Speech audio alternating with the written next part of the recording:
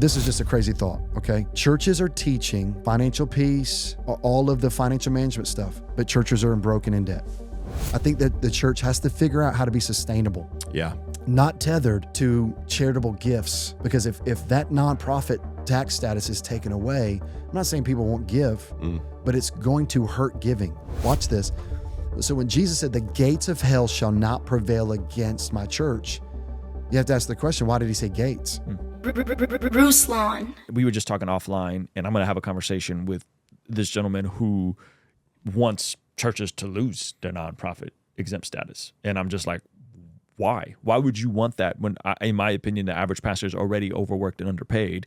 And the housing allowance, which you guys could probably break down better for me, I believe how it works, because I had it for the year and a half I was on staff at the Movement Church, is that up to half of your income can be considered a housing allowance towards your bills and your personal overhead, and that half is not taxed of the pastor. Am I articulating this correctly? So it just gives the pastor a bit of a tax break. So if you're making 80 grand a year and 40 grand of that is towards your housing allowance, then you are only taxed on 40 grand. Is that, did I communicate that properly? And sometimes in that percentage could vary, because it's not just 50%. You actually got to verify.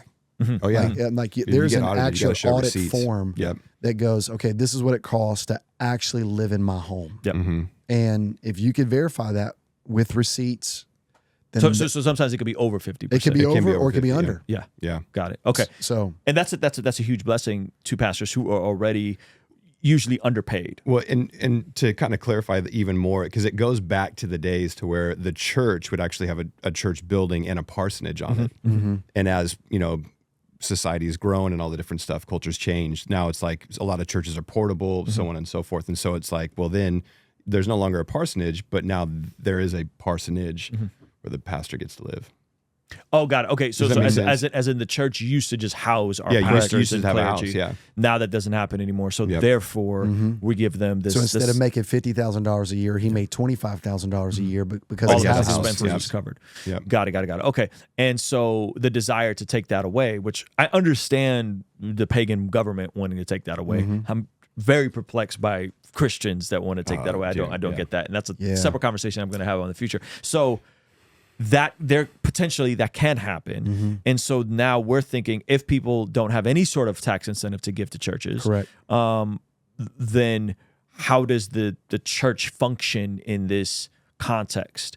And I think what you're pointing at, and we talk about this a lot, Pastor Jeff, is that churches that have been around for 50, 60 years usually have the benefit of real estate, right? And so taking that real estate and creating additional housing, additional mixed use, additional retail storefronts to give kingdom entrepreneurs to start and have brick and mortars at a reduced rate. Is that kind of the direction you're thinking? And we're still in the test pilot process of this. And so we just we were about to break ground on a 16,000 square foot commercial storefront on our church property. Community Bible in San Antonio. We have a park, pickleball sports complex that's open to the community. Is this near the building I was at? Yes, right. Splash pad, playground, all of that. Okay. I didn't see that. I must have come in through the side entrance. It was also rainy and dark. It was really rainy and dark is what I was going to say. And so that space is completely open. Okay. Voted on Yelp, one of the best parks in the city. Nice. And so to us, we reach people through that park. They don't even know it's connected to a church. But wrapped around that space, we're about to have 16,000 square feet where we're going to have a medical clinic, counseling center, thrift shop and store, barber shop, and a restaurant for the purpose. Now, some of those are third-party entities that we believe in and wanted to create space for. Some of those were our own LLCs that we're going to kind of launch. That thrift shop was going to be one of those. And we're going, that's our pathway to second chance employment. Because you can only second chance employment so much within a church, which we do through our facility team and a lot of different spaces, IT and security and those kind of things, where you go, okay, there's some spaces that you could step into, but there's a limited amount of role and opportunity. So we're trying to create opportunities for people. And then we ran into some environmental stuff. I'm sure y'all are familiar with that with California. And that kind of pressed pause on that. We completely raised the money for $12 million.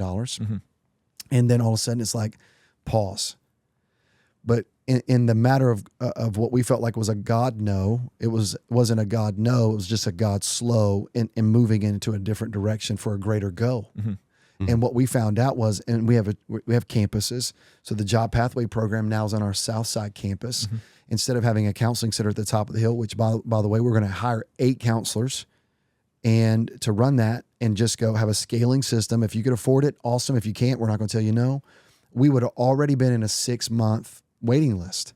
So we did this. Check this out. We just, in front of our whole church, says, hey, listen, we want to train you to be a biblical guidance counselor, not a licensed counselor. Your world's falling apart. You need somebody to talk to right now. Yeah. And so COVID just catastrophically changed the counseling industry, where waiting lists are just, they're hard for people that are going through some real issues. So we have 206 people going through a training process right now that have a background in counseling, just need a biblical guidance in that space. It's all supervised, which means we're going to take anybody, everybody, but now that's in our central campus. And so we're hoping to open up an East Campus or a West Campus, put the thrift shop in that one. So instead of it being, the only reason I'm saying all that, instead of being in 16,000 square feet, it actually got displaced in some of those other areas. But when you talk about all of that, you go, why do all of that? It goes back to the concept that underneath all of it is we want to help people be able to take that step forward. A part of that was also affordable housing, not Section 8 stuff. I'm talking about affordable housing. Here's what we found out just through a demographic study. The people that are in the service industry around our church don't live in that area because they can't afford to live in that area. So we're going, could we create affordable housing, put our interns and residents into the apartment complex on our property to minister to it, to love on it, to serve it, to do tutoring or whatever it may be for the kids in the neighborhood, and to create a pathway program to go, hey, this is affordable rent. It would cost this amount of money.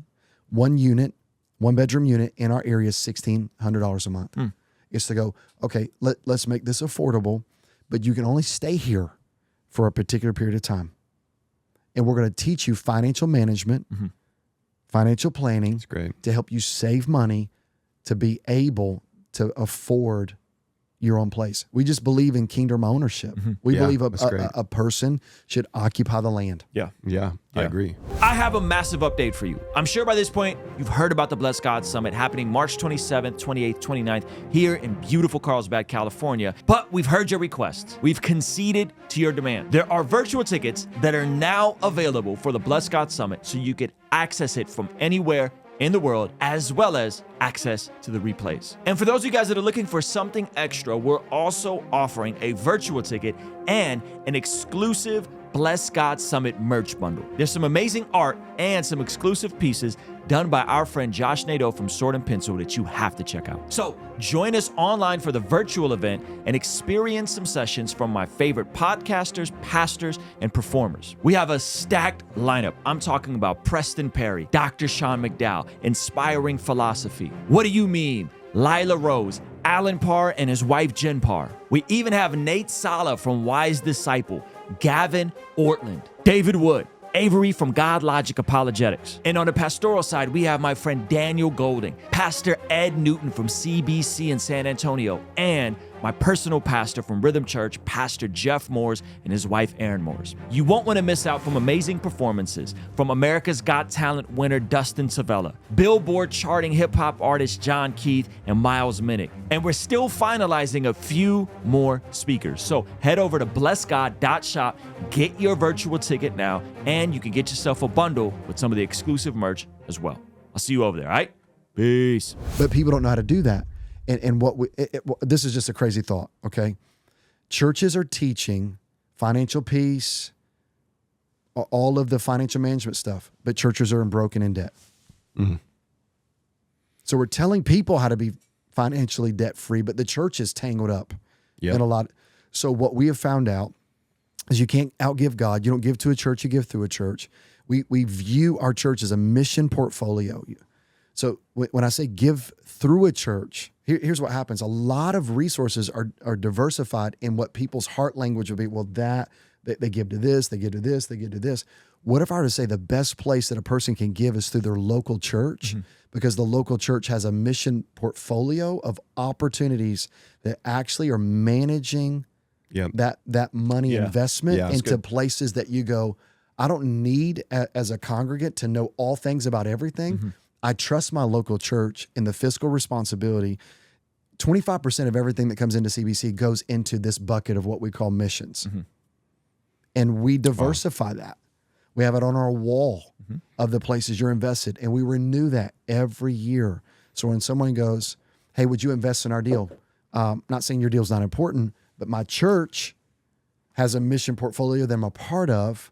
I'm supporting the work of the ministry, and we're also supporting local, national, and global entities, and we're part of something bigger. Yeah. That's cool. But what about the local expression of how we help people get jobs, affordability into housing, kingdom ownership? So that conversation, I really feel like there's a lot of churches on the cutting edge of that. We're still kind of catching up to that, but I think that's the future. Yeah. I think that the church has to figure out how to be sustainable. Yeah. Not tethered to charitable gifts. Because if that nonprofit tax status is taken away, I'm not saying people won't give, but it's going to hurt giving. And the church doesn't sell a product. The church isn't making something, selling something, and there's a revenue factor. So you can't put this into the equation of the marketplace. We're not selling anything. We're casting vision, and you believe in what we do, and the product, if you will, is the heart transformed. Yeah. That's good. What were you going to say, Pastor Jeff? Well, I was just gonna to ask within all of that. So within owning those different properties and stuff, is that a separate Has to be. entity than your 501c3 It's a different church? nonprofit. It's a different nonprofit. Yep. So we just recently started a non-religious nonprofit in order to like be able to work with certain companies, organizations, so on and so forth that can't work with churches because of their bylaws, but want to work with something like that. And but it's still a nonprofit through which you're running the land. It's That's a great. nonprofit, but what we're saying is it's an umbrella organization. Yeah. Of that nonprofit. It's kind of Champion Plaza is what we've referenced. That's the coded language for us. Is that a Champion Plaza piece? Yeah. But we're also discovering is, and this is where the ideation of all of this sometimes needs a good challenge from people in the marketplace. They're like, hey, why would the church try to create a bunch of entities and opportunities and LLC those things versus finding somebody that actually is better at it and giving them this space? And let me give you an example. I love it. All right. So all of us got to get a haircut. Right. Yeah. Okay. I'm a big fan of the barber industry. Like I'm just enthralled. I love barbershops. I'm enthralled by it. I think all of life comes down to the barbershop. Some of us grew up in barbershops. We're like, you can buy food, get clothing, Yeah. I mean, it was the epicenter of culture. Yeah. Especially for men. But here's what happens. In our city, it's anywhere from $500 to $1,500 to rent a chair. So a guy or a gal goes, I want to be an entrepreneur and start my own deal. Well, they're in their homes. They're cutting out of their garages. And so what does it look like to give opportunity for an individual to go, hey, we'll rent this chair to you for an affordable rate. We'll give you business coaching along the way from some great barbers in our city. And then all of a sudden at a particular point throughout the year, we're going to ask you, because we gave you affordable rent, to create a give back concept to single moms and single dads. So haircut day. So you got a discounted chair rate. Here's the reason why. Not that this is a transactional relationship, but you're here because we want to be a blessing to you. But we also got some single parents that really, they can't afford a $35 haircut for their kid because that's the going rate for a fade or whatever it may be. Can you do a give back for us? Absolutely. That's a part of it. Yeah. But what we're saying is that everything in the church, if it's going to be kingdom entrepreneurial and destiny, is almost like an aircraft carrier. You're not meant to stay here. Like we're sending you out. Yep. The church so many times operates as a cruise ship. We're just rearranging chairs out here. Right. And it's recreational. Yeah. It's a battleship. It's an aircraft carrier, and we're sending out and deploying. And I think the mission frontier of evangelism is in the marketplace. 100%. And the church has gone to the business community. Hey, you do you, we'll do us. But what if they were to integrate together? So we do a learning lunch community. LLC is what we call it. And there's 3 streams of people we try to bring together: the nonprofit entity space, the for-profit entity space, and then the church itself. So when I say nonprofit, I'm talking about ministries, 501c3s that are not churches. Right. And then the for-profit, and bring them together in a convergence of an ecosystem to go, could we actually interface together and cheer each other on? Here's what I mean by that: that the pastor could be a chaplain in a for-profit entity. See what I'm saying? It's the company's not Christian, but the owner's Christian. And all of a sudden there's some Jesus principles that come in through some coaching to the for-profit. Yeah. The nonprofit entity, watch this, all of a sudden from the for-profit that goes, man, we're learning from the church that you can't outgive God. So we need a mission opportunity. And what I'm saying to the business community is, don't give it to the church, give it to that nonprofit. That's great. And so the nonprofit goes, did the church just set me up for favor in a relationship? And so the church is now, watch this. So when Jesus said, the gates of hell shall not prevail against my church, you have to ask the question, why did he say gates? Business was done at the city gates. Yeah, come on. Decisions were made at the city gates. Pastors and leaders with the anointing of God, and I pray influence on our listeners, any pastors that are watching, I pray that God would make you gatekeepers. We've abdicated that role. We have that secular, sacred. We've separated it. But what does it look? I think some of the best business people I know are pastors. Yeah, entrepreneurs. Entrepreneurs. Church planners. Yeah, 100%. You cooking, man. This is the stuff that like I get excited about the most, because what you're really getting at is, how do these worlds that are often viewed as separate start to converge and help each other, right? And they're not transactional, but there is a beauty in that they're interdependent and that they're helpful to each other. We gain from each other. Yeah, exactly. We gain from each other. And I believe that about you, Pastor Jeff. I mean, you're a gatekeeper here in San Diego, Oceanside, and in this relationship with Ruslan. I just think all of this, but it's more than just the podcast. It's more than just the pulpit. It's clothing lines. Oh, it's surf brands. Yeah. You know what I'm saying? And so I think sometimes we just have, we have made our view of our calling so small, and the church has to see itself bigger than what it is. Yeah. Hey, thank you so much for checking out the video. Please be sure to comment below and subscribe and all that good stuff. And check out this other video that YouTube seems to be recommending just for you.